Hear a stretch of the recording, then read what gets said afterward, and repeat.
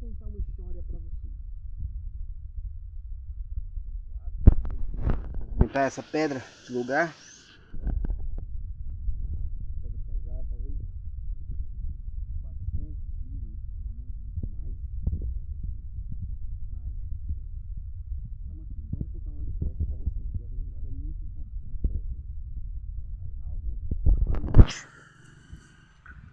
Quando Deus criou o homem e a mulher, Deus deu o Éden. Perceba que logo no início Deus criou o homem e põe ele no Éden. Ou seja, não foi criado no Éden, foi criado fora do Éden e foi colocado no Éden. Para proteger e cultivar. Cultivar e proteger. Passaram-se não sei quantos tempos, eles lá, cultivando, desfrutando da obra de Deus. Certo dia apareceu-lhe uma serpente, a Eva, e lhe fez uma proposta. Disse: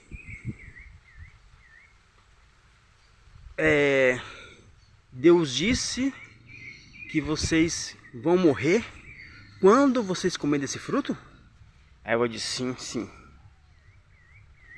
Aí a serpente disse: não é assim não. Vocês serão como Deus. Vocês serão como deuses. Como Deus, né? Eva, ouvindo essas palavras, estou parafraseando, tá bom? Viu que a fruta era boa, agradável aos olhos e que dava para salivar observando ela. Então era uma fruta bonita, não era uma fruta feia, não era uma maçã, tá bom? Era uma fruta bonita que despertava a parte emocional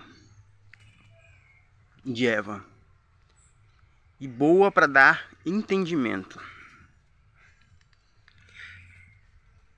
Eva, influenciada por essa serpente, apanhou a fruta e a comeu. Primeiramente, ela não sentiu absolutamente nada. E se só ela tivesse comido aquela fruta, possivelmente o mundo estaria do jeito que era. Por quê?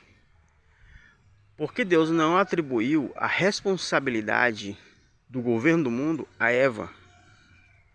E se acontecesse alguma consequência, aconteceria simplesmente com ela. E é o que se vê após Adão comer e eles se esconderem. Deus aparece. Adão disse: nós se escondemos porque estávamos nus. E Deus pergunta: quem mostrou para vocês que vocês estavam nus? Primeiro conceito, eles não sabiam o que era estar nu. Como é que eles desenvolveram essa capacidade de se enxergarem nu? Ou seja, eles começaram a criar a moralidade. Eles criaram uma moral para si. E essa já era o fruto daquele fruto que eles tinham consumido. E quando perguntado, Adão culpou Eva, Eva culpou a cobra. E assim vai. E Deus dá um castigo a eles. Observe o castigo. Cobra, tu vai andar sobre teu ventre e comer pó da terra. Sabemos que cobra não come pó da terra. Rasteja, mas não come pó da terra. Aí é um ato simbólico que de fato não se referia a uma serpente dessas que nós vemos hoje aqui. Então era algo que existia no Éden, que se assemelhava a uma serpente e foi colocado como uma serpente na descrição bíblica. E a Eva: tu sentirás dor e o teu desejo será para o teu marido. O castigo da Eva era que ela ia sentir dor ao dar à luz e ela iria ser submissa ao seu esposo. O seu desejo será para o seu marido. Observa bem, então isso pressupõe que Eva e Adão era como coigual no Éden. Depois disso, quando Deus se vira para Adão, Deus não lhe dá nenhuma punição no corpo. Mas o fruto da sua desobediência afetou não só a ele, porque ele disse: tu vai comer do suor do teu rosto. Tu vai ter que plantar e comer do suor do teu rosto. E maldita é a terra por tua causa. Quem amaldiçoou o mundo? Deus? Não. Adão amaldiçoou o mundo. E o que acontece? A maldição que veio ao mundo através de Adão fez com que nascesse espinhos e abrolhos, a descrição lá, ou seja, sofrimento ao mundo, castigo, destruição à humanidade. Então, quando o homem em específico, a figura masculina, cometeu o erro, o mundo inteiro pagou por ele. Não Eva. Primeiro ponto, essa história é muito importante. E vemos uma coisa interessante. Após todo esse acontecimento, o mundo foi se degradando. Adão foi jogado para fora do Éden, porque lá tinha uma outra fruta que eles podiam comer. Eles podiam comer à vontade, que era o fruto da vida eterna. Observa que quando Deus coloca um guarda, não é para proteger a árvore do conhecimento do bem e do mal. Por quê? Porque ele só traz destruição. Aquela árvore não trazia conhecimento, como a gente acha que traz. Não traz. Ele traz um endeusamento. As pessoas passam a criar moral para si.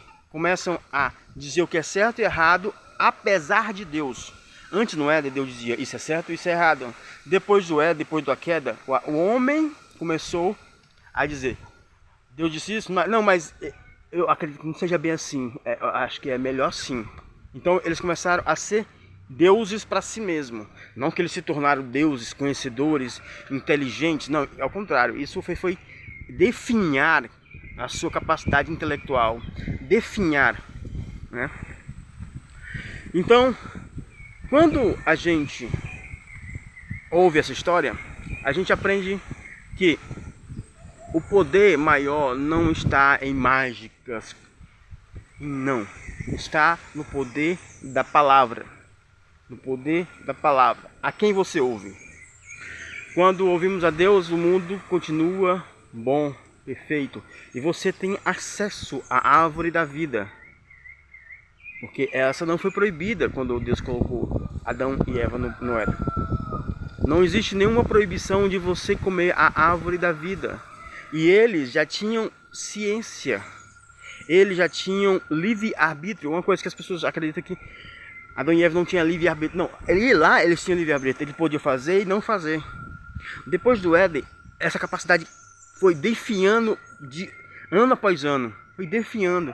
Porque as pessoas começaram a ser governadas por suas próprias emoções, seus próprios sentimentos. Então a parte emocional superou a parte racional da humanidade. E isso tornou o ser humano escravo dos seus próprios desejos, como o apóstolo Paulo disse, guiado pelos seus próprios pensamentos. Assim eles começaram a definhar. Então isso nos mostra claramente que o maior poder que se existe no mundo é o poder da palavra. Pela palavra Deus criou o mundo, pela palavra o homem caiu. Porque foi pela palavra da cobra, da serpente, que Eva foi influenciada a tomar do fruto e comer. Lá eles tinham a liberdade de comer de todos os frutos, e a única proibição era aquela que fazia mal para a sua biologia, para o seu raciocínio, para a sua intimidade com Deus. A única fruta proibida. Alguns podem se perguntar, mas por que Deus a colocou lá? Porque Deus criou todas as coisas. E cabe a nós aprender a respeitar e obedecer aos propósitos de Deus. Por exemplo, nós utilizamos eletricidade, nós utilizamos diversas coisas que podem fazer mal, uma faca e outras coisas mais. Mas ninguém em sã consciência vai utilizar daquilo para o seu próprio prejuízo. Em sã consciência, claro. Por quê? Porque sabe que ele faz mal, não vai pegar no fio descascado, entendeu? Por que esse limite? Quem colocou esse limite? Quem impôs esse limite foi a própria natureza. Quem impôs esse limite foi a própria organização natural. Então, Deus lá criou aquilo que poderia ser para algum tipo de benefício, não é especificado nas escrituras, mas Adão e Eva preferiram desobedecer a palavra. Então, as más conversações corrompem os bons costumes, disse o apóstolo Paulo. Então você tem que prestar atenção com quem você anda, com quem você se comunica, o que você está vendo na internet. Por quê? Porque você pode se sentir a pessoa mais inteligente do mundo, a pessoa mais focada, mas quando você se agrega a pessoas que têm uma mentalidade que pode corromper a sua integridade, a sua moral, a sua liberdade em Cristo, pouco a pouco ela vai sendo corroída e você vai acabar fazendo aquilo que Deus disse que era mal e chamando para si mesmo de bom, porque você adquiriu uma autoridade endeusificada de criar a sua própria moralidade e criar aquilo que é bom para si mesmo, sem respeitar os limites da criação, sem respeitar as coisas da natureza. Então você passa a construir a sua própria divindade, e a sua divindade não necessariamente é fora de si em si, né? Mas se utiliza de objetos externos para reforçar as suas crenças individuais, independente de quem seja você. Se você acredita em alguma divindade ou não, você tá com essa tendência caída, infelizmente. Então, cuidado com o que você anda ouvindo, cuidado com o que você anda pronunciando, porque muitas vezes o auto-engano também é prejudicial. Foi o caso de Adão lá.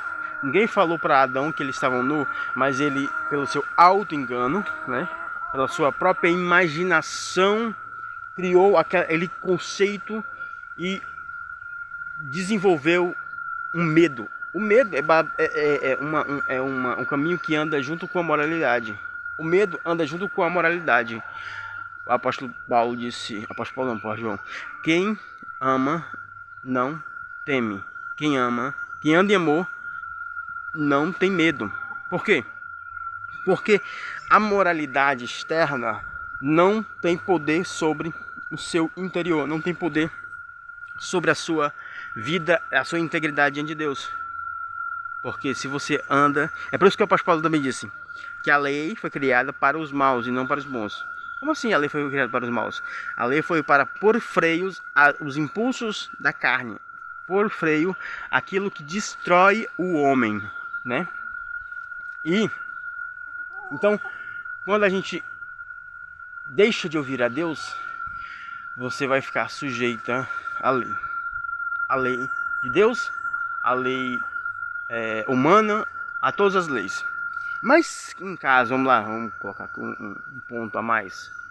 Mas se nós mesmo assim, obedecendo a Deus, ficarmos contra a lei humana, qual lei devemos obedecer? Primeiramente, devemos obedecer a quem é superior.